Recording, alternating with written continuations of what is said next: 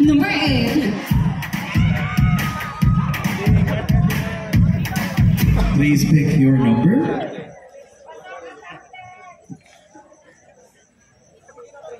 Mocha number 8, you have also picked question number 8.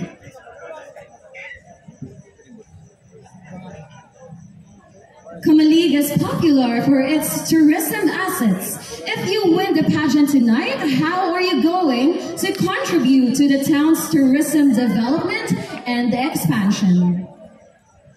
Camaligue is one of Albay's remarkable gem. It is a municipality that is brimming with natural resources, cultural richness, and good governance. If I win tonight, I would improve its tourism and expansion by empowering sustainable tourism and cultural preservation, because the integration of these practices are essential in maintaining our identity, in supporting local livelihoods, and in fostering inclusivity and diversity.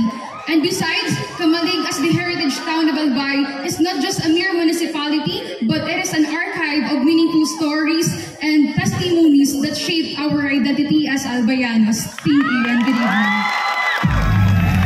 Wow, thank you so much. Candidate number 8. Let's keep the Q&A portion